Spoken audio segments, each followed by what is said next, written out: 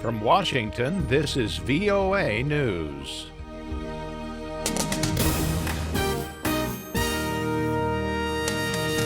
I'm David Byrd reporting European foreign ministers urge Turkey to open its border to Syrian refugees. EU officials meeting in the Netherlands urged Ankara to open a border crossing where tens of thousands of Syrian civilians arrived this week, fleeing a massive government offensive in Aleppo province.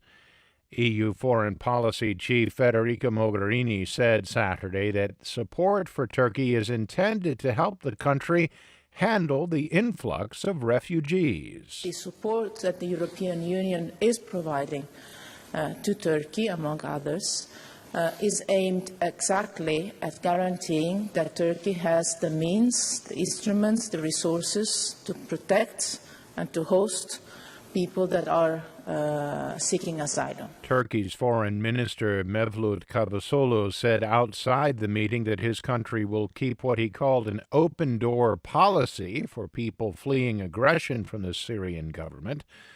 However, the main border crossing near the Turkish city of Kilis remains shut. Refugees are being sent to camps on the Syrian side. The humanitarian group Mercy Corps says getting any help to Aleppo is next to impossible. Dalia Al-Awqati, Mercy Corps' director of programs for northern Syria, says the main route to the city is cut because Syrian government forces actually hold parts of the road. She says that even moving closer to the Turkish border is no guarantee of safety. We have seen airstrikes very close to the border.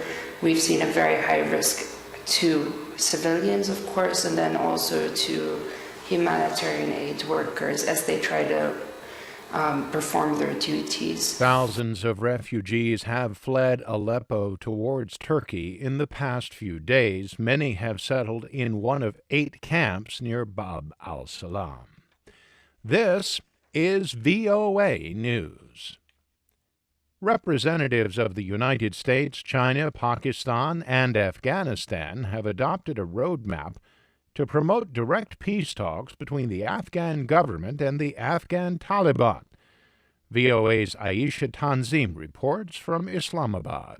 Opening the meeting, Pakistan's advisor to the Prime Minister on Foreign Affairs, Sartaj Aziz, said all parties should try to bring the maximum number of Taliban to the table. This will contribute to imparting a momentum to the process, offering incentive of political mainstreaming of the insurgent groups, and gradually shrink the space for the irreconcilables. The Afghan Taliban, on the other hand, called the statement a one-sided affair which would not produce any results. They told VOA they would not end the war until foreign forces withdrew from the country. The next meeting of the group will be on February 23rd in Kabul.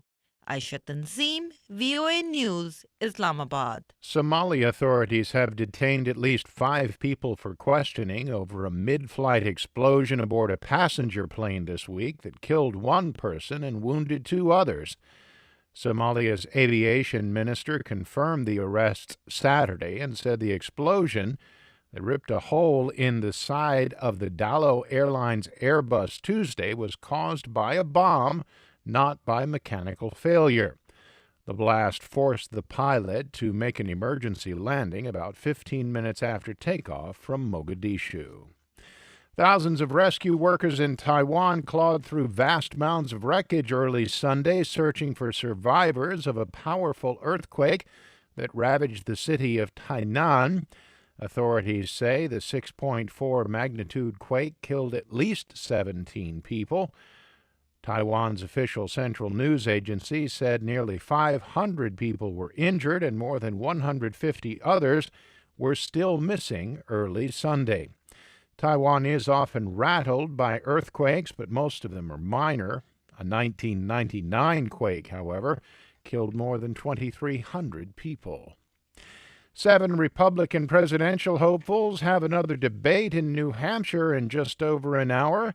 Less than 3 days before the northeastern U.S. state's primary election, billionaire real estate tycoon Donald Trump is taking the stage after finishing second in the Iowa caucuses February 1st.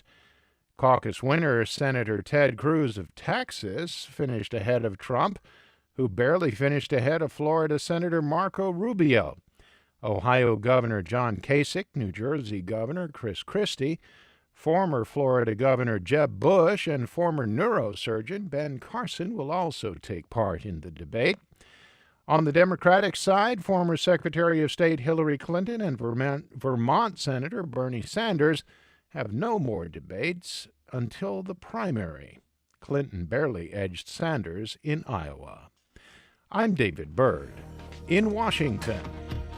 That's the latest world news from VOA.